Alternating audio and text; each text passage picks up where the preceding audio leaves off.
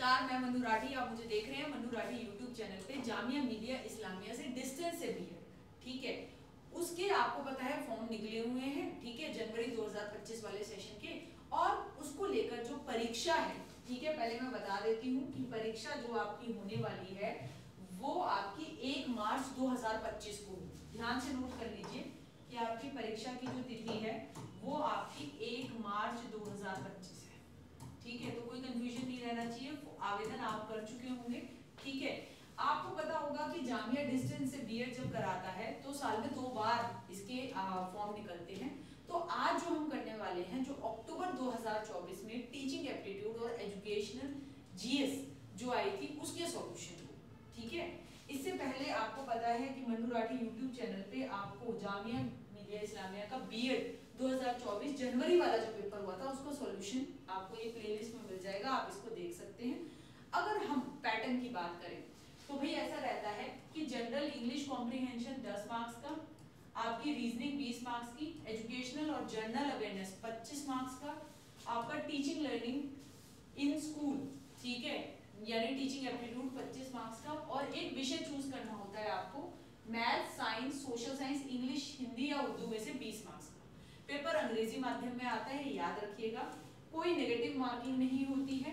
ठीक है, 2 घंटे का पेपर रहता है, दिल्ली में ही सेंटर रहता है। आपका 100 मार्क्स का पेपर रहता है। हर करेक्ट आंसर के लिए आपको 1 मार्क्स मिल जाएगा जी। और भाई टोटल नंबर ऑफ सीट्स यहाँ पे 500 रहती है। हर जो स्टडी सेंटर है, ठीक है, 10 स्टडी सेंटर है, सबके पास 50-50 सीट है। मेरिट के हिसाब से आपका फिर जो आप स्कोर करते हैं उस हिसाब से आपको स्टडी सेंटर अलॉट होता है। ठीक है, सारी बातें क्लियर हो गई। अब एग्जाम तिथि आपके सामने है जी, वो है आपकी 1 मार्च 2025। ठीक है जी, और साथ ही साथ देखिए इसका सिलेबस जो है वो लगभग इग्नू बीएड से मिलता जुलता है। तो आपको तैयारी करनी है तो ये हमारा बैच है इग्नू बीएड 2025 इंदिरा बैच, आप इससे तैयारी कर सकते हैं। ये आपको नोटबुक अकेडमी एप्लीकेशन पे मिल जाएगा। ठीक है, और अगर फटाफट टेस्ट करना चाहते हैं सिर्फ कि हम तो टेस्ट करके अपना आकलन कर लें, तो ये टेस्ट सीरीज है, ये आपको मिल जाएगी 99 रुपीज की। नोटबुक अकेडमी एप्लीकेशन है हमारी, हेल्पलाइन है हमारी 9958601704। ठीक है बेटा जी, चलिए अब हम अपना प्रीवियस ईयर पेपर सॉल्व करना स्टार्ट करते हैं। ठीक, यहाँ से पहला क्वेश्चन ये था, ये एक स्टेट है माइंड का जो रिफ्लेक्ट करता है कि हम किसी को लाइक कितना पसंद या डिसलाइक ऑफ द लर्नर। ठीक है, कि हमारी पसंद या नापसंद हो। ठीक है, एप्टीट्यूड तो होती है कि यानी कि जिसमें आगे जाकर ट्रेनिंग दी जाए तो आप बहुत अच्छा कर सकते हैं। तो जो हमारी टेट परीक्षाएं होती हैं वो एप्टीट्यूड का मापन करती है। यह एटीट्यूड किसी व्यक्ति वस्तु के प्रति हमारा जीरो, नेगेटिव या पॉजिटिव रवैया। ठीक है, ये हमारे तीनों डोमेन्स में दिखाई देता है। यानी कि अगर आपको देखे कोई मुंह सिकुड़ता है तो उसके व्यवहार में ये चीज दिखाई दे रही है। भावात्मक रूप से आप समझेंगे कि उससे ये वाली वाइब्स आ रही है। संज्ञानात्मक तरीके से आप सोचेंगे कि हर जगह जाकर वो जो है आपकी बेइज्जती मारता है या फिर आपके बारे में चुगली करता है, तो फिर आप उस बंदे के प्रति जो एटीट्यूड है वो नेगेटिव बना लेंगे। एटीट्यूड है अभिप्रेरणा, जो है वो एक बल देती है, गोल डायरेक्टेड बिहेवियर होता है। बुद्धि से आप एडजस्ट करते हैं, समस्याओं का समाधान करते हैं। दूसरा प्रश्न, कंस्ट्रक्टिविज्म एज अ थियरी, यानी रचनावाद एक थियरी के तौर पे एम्फसाइज करता है रट्टा मारना जानकारी का नहीं, भाई रट्टा तो नहीं मारते। एम्फसाइज करता है कि टीचर का डोमिनेंट रोल होगा, नहीं, लर्नर का डोमिनेंट रोल होता है।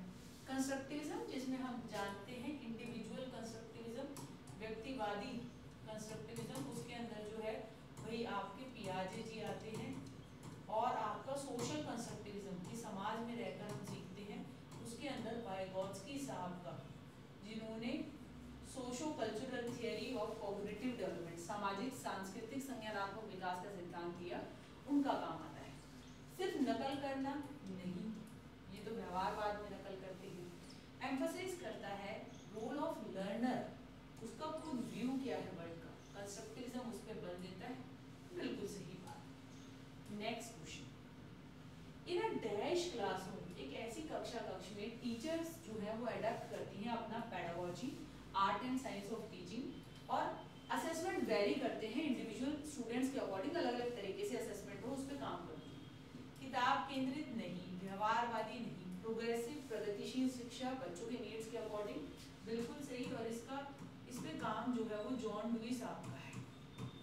शिक्षक केंद्रित नाच, तो 52 का हमारा आंसर क्या हो गया, वो हमारा सी हो गया।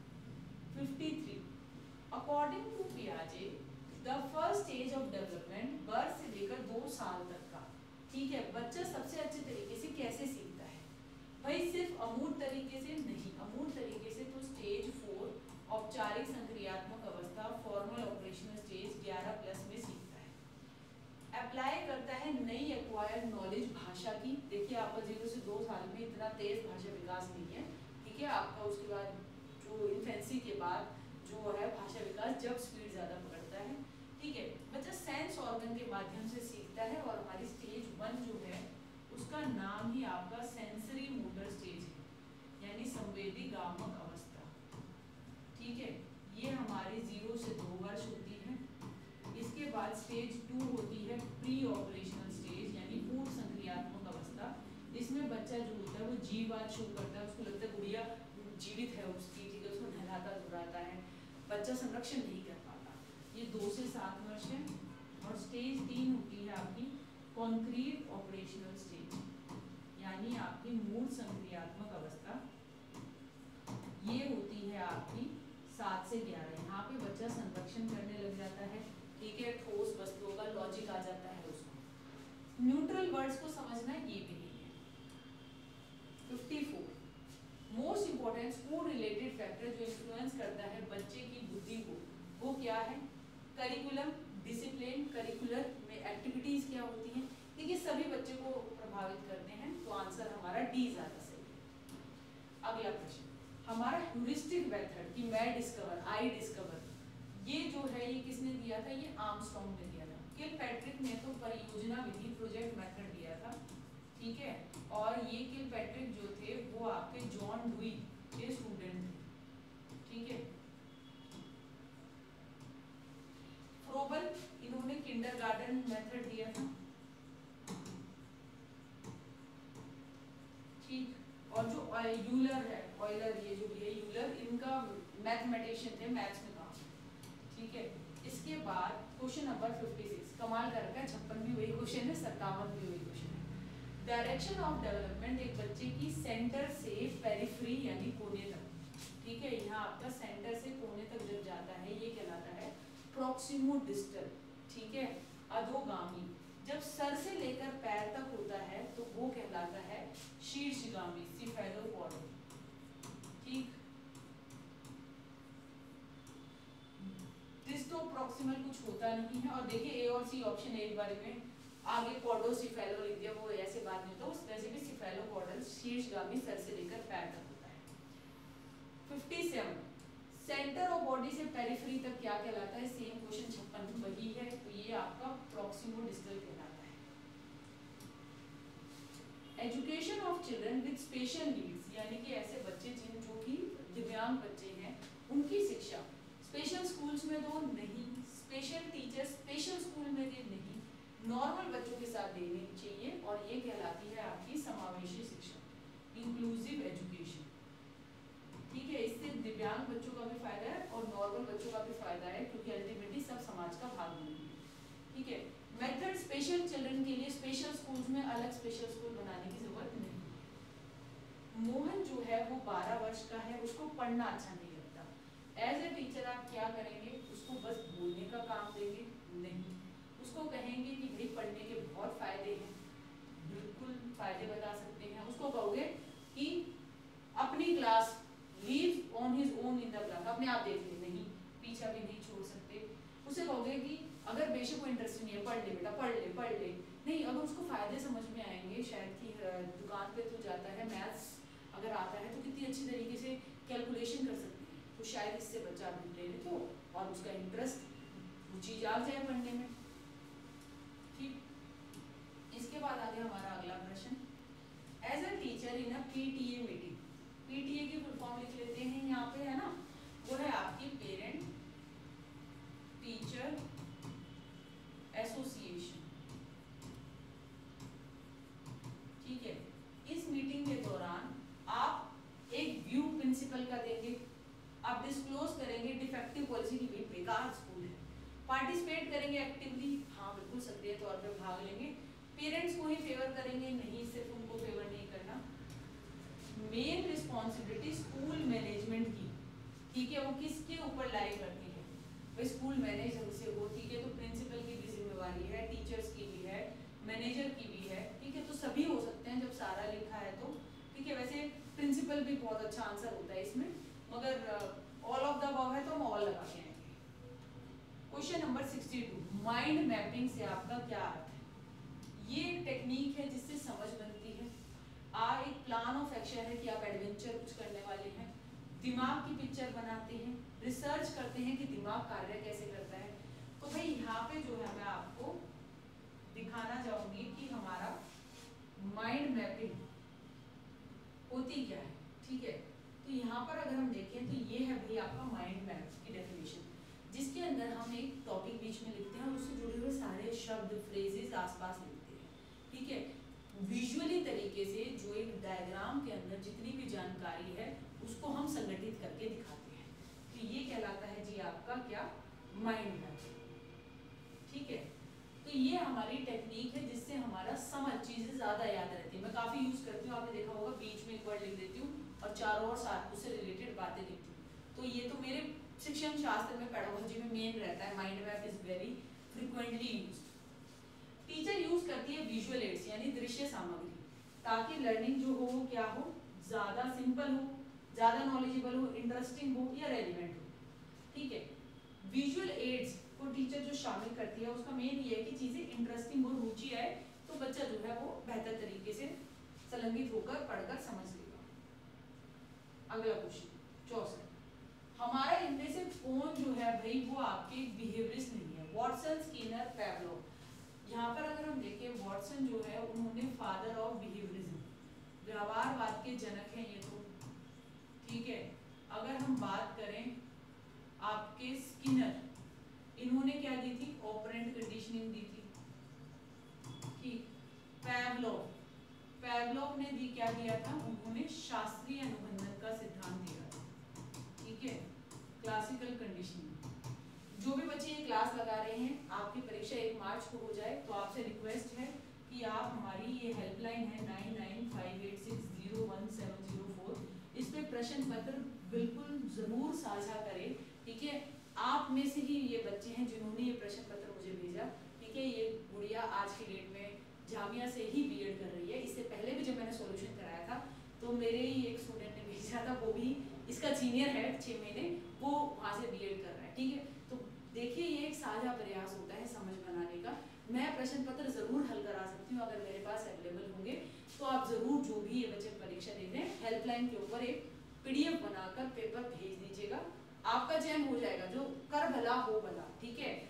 मगर आगे जो 6 महीने बाद बच्चे पेपर देंगे और उनका बहुत फायदा हो जाएगा, ठीक है। इसके बाद आ गया हमारा तो कार्ल लुईन है भाई, इसका आंसर वो हमारे नव व्यवहारवादी हैं, ठीक है। इन्होंने कहा था कि बिहेवियर जो है वो फंक्शन है पर्सन और इन्वायरमेंट का। मोस्ट अप्रोप्रिएट मतलब लर्निंग का क्या है कि सिर्फ आप नॉलेज को इनकलकेट करते हैं, भाई बिहेवियर में मॉडिफिकेशन होता है, हम सीखते हैं तो हमारे व्यवहार में कोई चीजें परिवर्तित होती हैं, हम पर्सनली एडजस्ट करते हैं या सिर्फ कौशल हासिल करते हैं।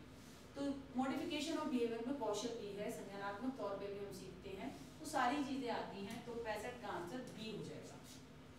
डेवलपमेंट ऑफ कॉन्सेप्ट, जब हम संप्रत्यय की बात करते हैं तो ये एक शारीरिक विकास की बात है नहीं, सामाजिक विकास नहीं, संवेगों की बात नहीं, भाई ये हमारा किससे जुड़ा हुआ है, हमारा इंटेलेक्चुअल से, हमारे सोच चिंतन।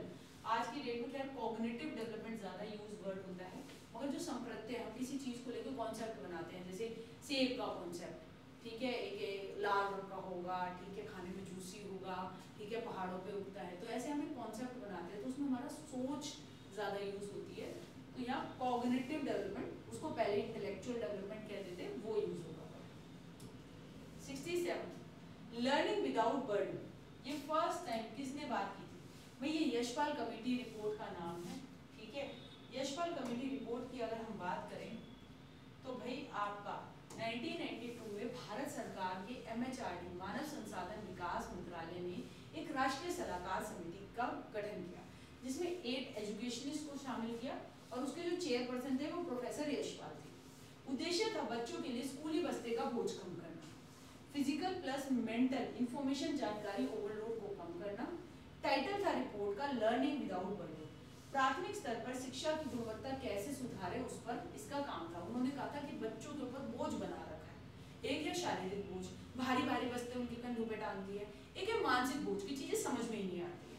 तो दोनों तरीके के बोझ को कम करने की आवश्यकता है, ठीक है।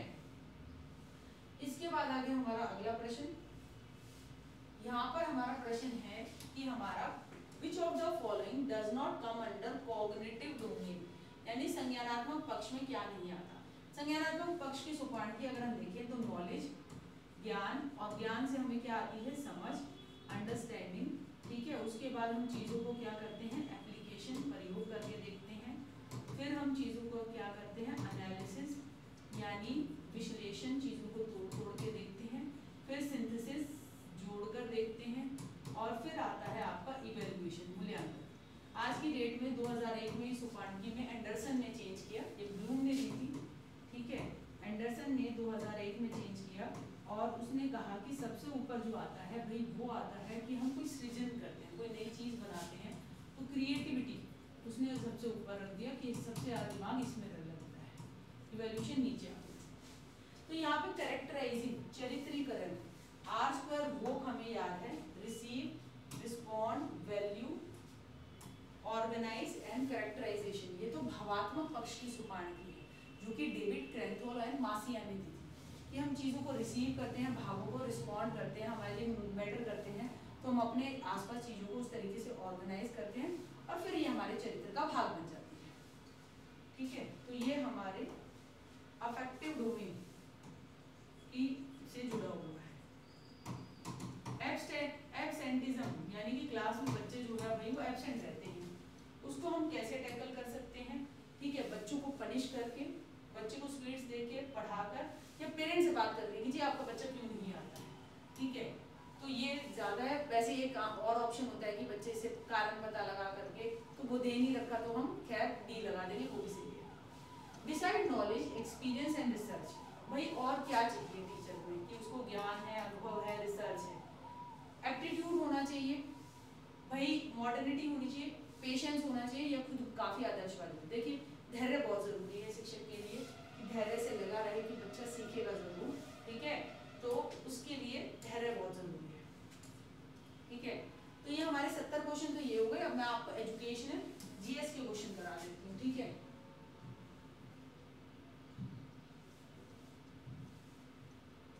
तो एजुकेशनल जीएस का हमारा सबसे पहला क्वेश्चन जो है वो ये क्वेश्चन नंबर 8। और आपको बताऊं जो जनवरी में पेपर हुआ था ना, वही क्वेश्चन एजुकेशनल जीएस के इन्होंने जो है वो आपके अक्टूबर में 3 अक्टूबर वाले पेपर में पूछ लिया, ठीक है। तो काफ़ी देर तक तो जब मैं ये पेपर सॉल्व कराई थी तो मुझे लगा कि पेपर रिपीट तो नहीं है, ठीक है। तो सेम ही क्वेश्चन है लगभग एजुकेशनल जीएस के, ठीक है। टीचिंग एप्टीट्यूड वाले थोड़े बदले हुए हैं, ठीक है। एजुकेशन कवर होता है कौन से सस्टेनेबल डेवलपमेंट गोल के अंदर, तो भाई वो आपका 4 नंबर वाले सस्टेनेबल डेवलपमेंट गोल के अंतर्गत आता है शिक्षा। अगर हम बात करें सस्टेनेबल डेवलपमेंट गोल्स, ठीक है, तो यूनाइटेड नेशन जनरल काउंसिल ने कहा सितंबर 2015 में कि अगले 15 साल के लिए 17 गोल्स और 169 ऑब्जेक्टिव्स उद्देश्य रखे। इन्हें 2030 तक अचीव करना है और 193 देशों ने इस पर जो है वो साइन किया है। अब ये हमारे गोल कौन से हैं, ठीक है। पहला है नो पॉवर्टी, दूसरा जीरो हंगर, ठीक है। तीसरा आपका गुड हेल्थ एंड वेलबींग, चौथा जहाँ से यह सवाल पूछा गया है क्वालिटी एजुकेशन, पांचवा जेंडर इक्वालिटी, छठा क्लीन वाटर और साफ पानी और सैनिटेशन, सातवां अफोर्डेबल एंड क्लीन एनर्जी, आठवां decent work and economic growth, नौवां इंडस्ट्री इनोवेशन एंड इंफ्रास्ट्रक्चर, 10वां reduce inequalities, 11 sustainable cities and communities, 12 responsible consumption and production, 13 climate action, 14 life below water पानी के नीचे जीवन, 15 लाइफ ऑन लैंड यानी जीवन जो है लैंड के ऊपर, 16 peace and justice strong institutions, और 17 पार्टनरशिप्स फॉर द गोल, ठीक है। तो ये हमारे 17 जो है सस्टेनेबल डेवलपमेंट गोल्स हुए। आगे अगर हम बात करें question, what are the classes जो कि आपका प्रिपरेटरी स्टेज में है एनईपी 2020 के अकॉर्डिंग। तो हमें पता है 5 + 3 + 3 + 4, 5 साल आपके बुनियादी वर्ष, ठीक है, 3 साल, और ये होता है आपका तीसरी, चौथी, पांचवी, ठीक है। तो ये आपका बी आ जाएगा। स्ट्रक्चर को मैं फिर से आपको दिखा देती हूँ, ठीक। ये है आपका स्ट्रक्चर कि पहले 10 + 2 था, यानी 6 वर्ष से शुरू होकर 18 वर्ष तक।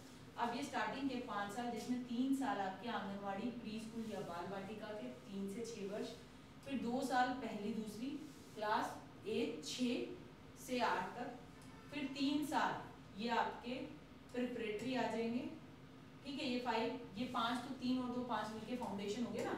ये 3 साल प्रिपरेटरी जो क्वेश्चन में पूछे गए हैं, तीसरी से पांचवी 8 से 11 वर्ष। इसके बाद ये 3 साल आपके मिडिल, छठी से आठवीं, एज 11 से 14 वर्ष। ये 4 साल सेकेंडरी क्लास, 9 से 12, एज 14 से 18 वर्ष, ठीक है। इसके बाद आ गया हमारा क्वेश्चन नंबर 10, यूनेस्को, इसका हेडक्वार्टर कहाँ है? भाई यूनेस्को का जो हेडक्वार्टर है वो आपका पेरिस में, ठीक है। अब यूनेस्को की फुल फॉर्म भी कर लेते हैं, क्या पता पेपर में आ जाए, ठीक है। United Nation Education, Scientific and Cultural Organisation, यानी संयुक्त राष्ट्र शैक्षिक, वैज्ञानिक एवं सांस्कृतिक संगठन। इसकी स्थापना 1945 में की गई। इसके सदस्य 195 देश हैं, जिसमें से 8 सहयोगी देश हैं। भारत में 42 यूनेस्को विश्व हेरिटेज साइट है। भारत में सबसे ज्यादा धरोहर स्थल, विश्व में सबसे ज्यादा धरोहर स्थल जो है वो इटली में है। हेडक्वार्टर जो है वो इसका फ्रांस की राजधानी पेरिस के अंदर है, ठीक। इसके बाद आ गया हमारा क्वेश्चन नंबर 11, ठीक है। Why is language development important in the early years, यानी कि जो हमारे प्रारंभिक जो होते हैं साल होते हैं, उसमें भाषा विकास क्यों जरूरी है? बच्चा शैक्षिक जगत से करेगा, मिलेगा नहीं, वो अपने आसपास की दुनिया से, सोशल वर्ल्ड से मिलेगा। बोलेगा तो दादा दादी, नाना नानी, मम्मी पापा से अपनी भावों को इंटरेक्ट करेगा, उनकी बातें समझेगा। तो that is it introduces the child to the social world, ठीक है। बच्चा सॉल्व कर पाएगा प्रॉब्लम, ये सेकंड बाद की बात है, ठीक है। बच्चे के अंदर वैल्यू विकास होंगे, जब वो समाज से जुड़ेगा तो वैल्यू विकास तो ऑटोमेटिकली बेटा जी होंगे। 13 EMRS, Eklavya model residential school scheme, ये किस कैटेगरी के बच्चों के लिए स्टार्ट की गई है? SC, children with special needs, economically weaker section या शेड्यूल्ड ट्राइब। तो ये ST बच्चों के लिए की गई है। EMRS की हॉस्टल वार्डन की भर्ती की तैयारी हमने करवाई भी थी मनु राठी यूट्यूब चैनल पे, ठीक है।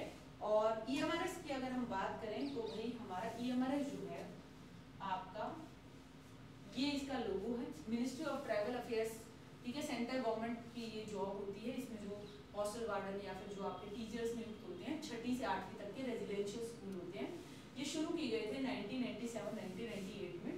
ये प्रोवाइड करते हैं क्वालिटी एजुकेशन ST चिल्ड्रन को रिमोट एरियाज के अंदर, और ये वहीं पर लोकेटेड होते हैं। रेजिडेंशियल है, वहीं रहना होता है टीचर्स को भी और बच्चों को भी, ठीक है। आगे आ गया हमारा प्रश्न, ये हो गया हमारा 13। 16वां प्रश्न है जी अब हमारा, फर्स्ट NCF जो है आपका स्कूल एजुकेशन में कब आया था? तो भाई वो आया था 1975 के अंदर, ठीक है। यहाँ पर मैं आपको दिखा देती हूँ, ठीक है। और ये जो नोट्स हम बना रहे हैं इसी तरीके से हम पढ़ाते हैं। तो अगर आप कोई भी शिक्षक भर्ती की तैयारी कर रहे हैं, railway, TGT, PGT, HTET, CTET आपके छोटे भाई बहन कर रहे हैं, तो आप इस प्लेटफॉर्म को बिल्कुल भरोसे के साथ बता सकते हैं, मनु राठी यूट्यूब चैनल, ठीक। अब यहाँ पे हम देख सकते हैं नेशनल करिकुलम फ्रेमवर्क, सबसे पहले NCF 1975, फिर NCF 1988, NCF 2000, फिर NCF 2005, फिर national curriculum framework foundation stage का वो 2022 में, और national curriculum framework school education का वो आपका 2023 में आया था, ठीक है। इसके बाद हमारा अगला प्रश्न 16 हो गया हमारा 19। NCF 2022 यानी ये national curriculum framework foundation stage, बुनियादी स्तर वाला, स्टार्टिंग के 5 साल वाला, वो कहता है मदर टंग, मातृभाषा जो होना चाहिए वो आपका मीडियम ऑफ इंस्ट्रक्शन होना चाहिए आपका फाउंडेशन स्टेज में। कितने साल तक? भाई ये हमारा 5वीं तक, और जहाँ तक हो सके 8वीं तक, ये बात की गई है। तो टोटल 8 साल की यहाँ पे बात आ जाती है, ठीक है। तो यहाँ पर हम ये देखते हैं कि हमारा NCF FS कहता है कि 8 साल तक जो है कि children should be taught in their mother tongue for a period of 8 years, 5वीं तक और जहाँ तक हो सके 8वीं तक मातृभाषा में बच्चे को पढ़ाइए। ठीक है, जहाँ तक हो सके लिखा होता है, जहाँ तक हो सके वाली बात से प्राइवेट स्कूल बच के निकल जाते हैं और अंग्रेजी माध्यम में पढ़ाते रहते हैं। ठीक है, इसके बाद आगे हमारा जादुई पिटारा, एक play based teaching learning material है जो कि किस ग्रुप के बच्चों के लिए है? तो भैया फाउंडेशनल स्तर के बच्चों के लिए है 3 से 8 वर्ष। ठीक है, ये आप देख सकते हैं ई जादुई पिटारा, इलेक्ट्रॉनिक तरीके से जादुई पिटारा ये डेवलप किया गया है जिसमें हमारा फाउंडेशनल स्टेज के लिए, इसके अंदर देखिए आपके क्या होते हैं, आपके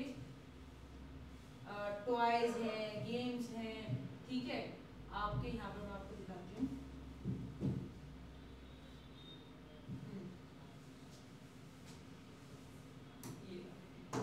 तो यहाँ पर आपके बुक्स हैं, कार्ड्स हैं, चार्ट्स हैं, डोमिनोज जिनसे गणित सिखाते हैं, फ्लैश कार्ड्स, गाइडलाइंस है टीचर्स और ट्रेनर्स की, posters, puppets, puzzles, toys and games, जिससे बच्चा जो है फाउंडेशन स्तर पर बहुत अच्छी तरीके से सीख पाए। तो उनको एक ई कंटेंट मिलता है, टीचर्स को फ्रेमवर्क मिलता है कैसे कर सकते हैं, और पेरेंट्स भी यूज कर सकते हैं अपने बच्चों को पढ़ाने के लिए।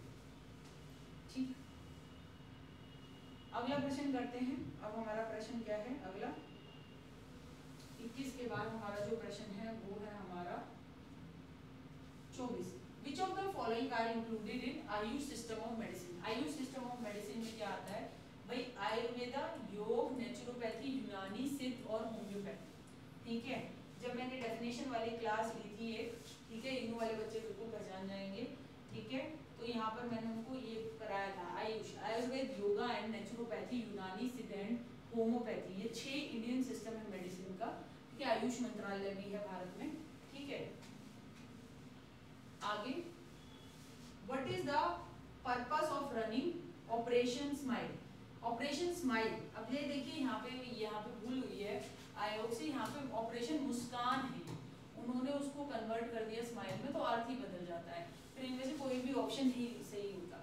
ऑपरेशन मुस्कान है, ऑपरेशन मुस्कान इसलिए है to locate and rehabilitate missing children, उसके लिए ये ऑपरेशन मुस्कान जो है वो मिनिस्ट्री ऑफ होम अफेयर द्वारा शुरू किया गया, कि यानी कि जो गुमशुदा बच्चे हैं, ठीक है, और उनका पुनर्वास दोबारा से करवाया जाए। तो भाई ये हमने आपके साथ टीचिंग एप्टीट्यूड और एजुकेशनल जीएस के प्रश्न साझा किए। ये हमारे बैच हैं, बिल्कुल सेम सिलेबस है जामिया मिलिया की बीएड का, एंट्रेंस का और इग्नू बीएड का, तो आप ये बैचेस से जुड़ सकते हैं। वीडियो को लाइक कर दीजिएगा और जब आपका पेपर हो जाए, ठीक है, 1 मार्च को, तो ज़रूर मुझे प्रश्न पत्र भेजिएगा ताकि मैं भी देख पाऊँ कि हमारे प्रयास कितने आपके